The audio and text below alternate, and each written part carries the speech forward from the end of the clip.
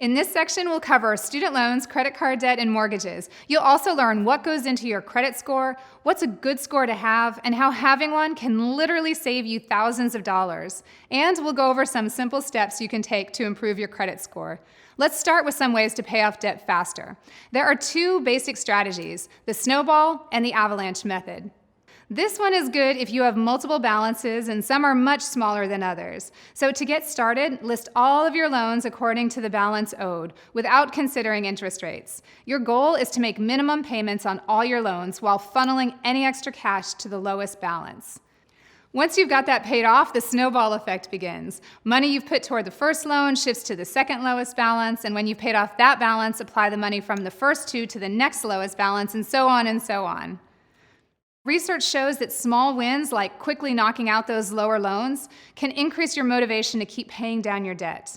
It can also simplify your finances. But on the other hand, from a pure numbers standpoint, the snowball method isn't quite as efficient as the avalanche method, which we'll get into next, because you could be paying more over time by not hacking away at that highest interest debt first. So let's talk about the avalanche method. This plan is perfect if you want to save as much as possible and you don't need the positive reinforcement that comes from knocking out smaller debts to stay on track. So list the balances from the highest interest rate to the lowest. Your goal is to make minimum payments on all of them while funneling any extra cash to the debt with the highest rate. Once you've paid that off, extra money shifts to the one with the second highest interest rate, and so on and so on.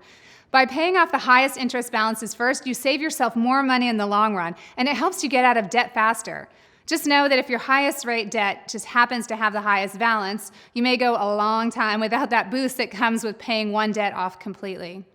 Whatever method you choose, there are also ways to get your interest rates down altogether so that you're paying less overall. And there are three main ways to do that.